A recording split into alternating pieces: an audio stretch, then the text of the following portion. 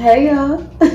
Hi, it's Angel. Welcome back to my channel. As always, before we get started, take a look at the description box below. You'll find all the links to my social media accounts. You'll find the links to my websites. What's up? How are you?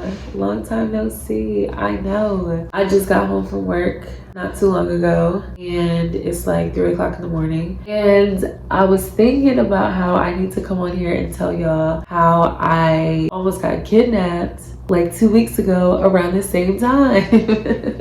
I'm laughing now, but I really wasn't laughing then. So it's not a long story. I won't drag it out. Plus, I am tired and I do want to go to sleep. Disclaimer, real quick before we start the story. This is 100% my fault. The whole reason that this happened is 1,000% my fault. I take full accountability. I'm just wild a little bit, like not even that. I just kind of like, I don't know. I just be doing stuff. So I'm at work, right? I work at the club. It's towards the end of the night. So where I'm at, the club's closed at 2 and I want to say it's like 1:15, 1:30. So this guy comes in and he's tall, dark, and handsome with the dreads, real quiet. Like he has money in front of him, but like real quiet.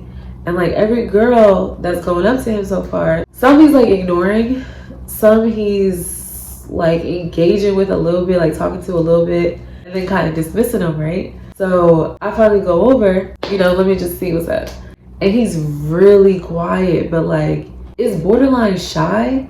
But he's not giving me shy vibes. Like, I don't know, looking at him, you wouldn't think he was shy, right? I'm talking to him, he's talking back, and like I'm getting a couple laughs out of him. Like I'm playing with him, joking around with him. It's a little bit more than what I noticed that he was like giving the other girls. So I'm like, okay, you know what I mean? We're getting somewhere. We end up like moving into another room and we're vibing, like the vibes are fine. He has money, like he's, like I said, tall, dark, and handsome, attractive, like nothing's really off besides the fact that he doesn't really talk like that. He wasn't like super out there, but he also wasn't like shy. He was just quiet. Drinks are going, like we're conversating a little bit, like we're vibing. I'm like, oh, I like this guy.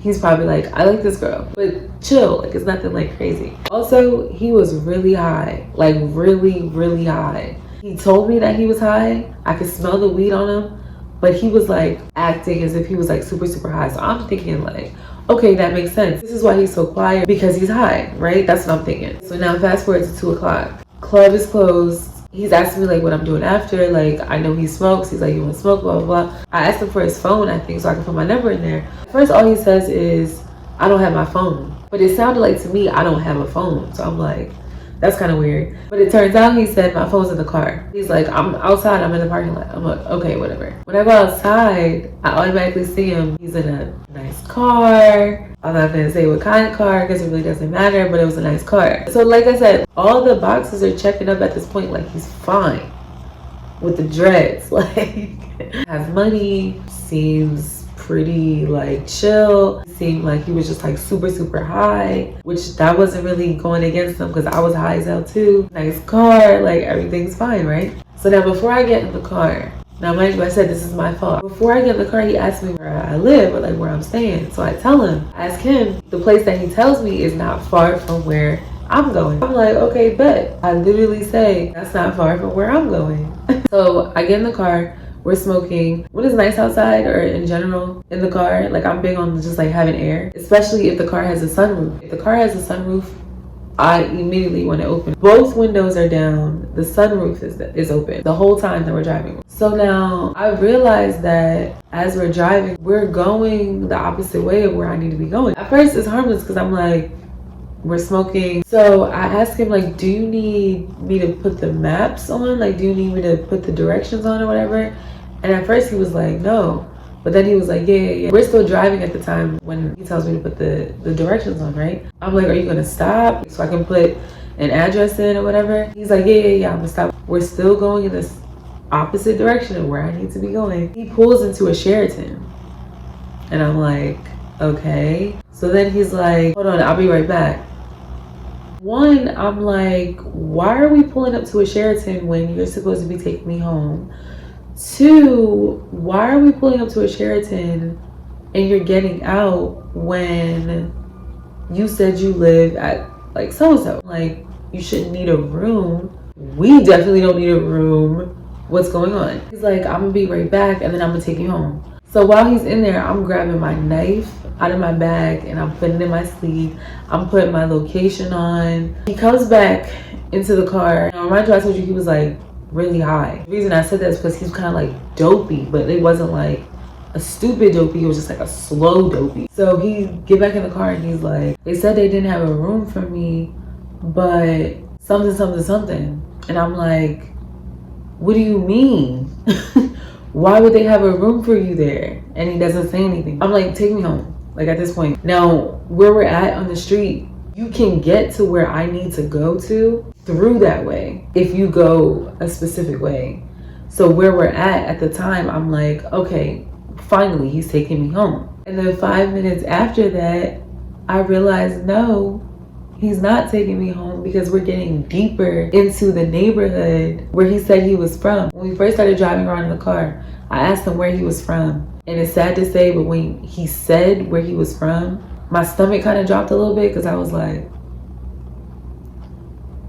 I don't know, like, I'm not gonna say why. I'm not gonna say why my stomach dropped, but my stomach dropped when he told me where he was from. We're getting deeper into the neighborhood where he said he was from, right? And I'm like, okay, no. Once I realized that, I told you the windows and the sunroof was open the whole time, right? Why does he start pulling the windows up, closing the sunroof? Now, before he did that, he has like 3 cell phones in the car. I'm at the point where I'm like, I want to go home, like take me home. The whole time, no, we going right now. We going right now. Yeah, we going right now. We going right now. As we get, like I said, deeper into the neighborhood. Once he started pulling up the windows and closing the sunroof, I was like, okay, no, this is happening. The whole time he's saying, I'm gonna take you home. He's pulling out his phones. Like he's pulling out his phones. He's like, call Uber right now. Call Uber. You want me to go? Here, go just call an Uber. Like, which one is it? Are you taking me home or call an Uber?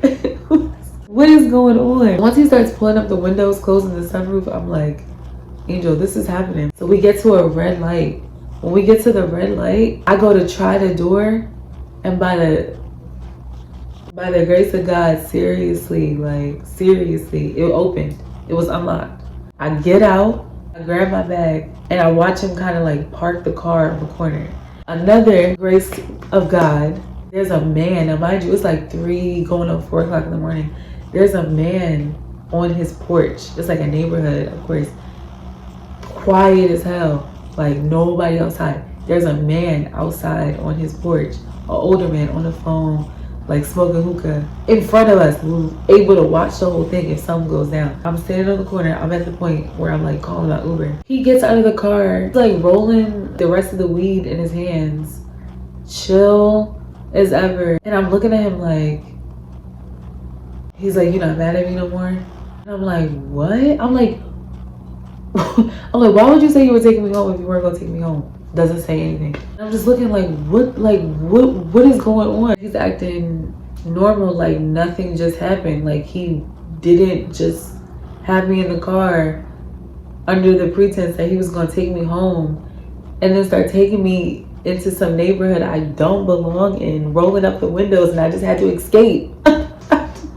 Like he's chilling right now. As we're sitting there and I'm waiting for my Uber, I'm like, are you paying for my Uber? And he's like, yeah. My Uber's $20.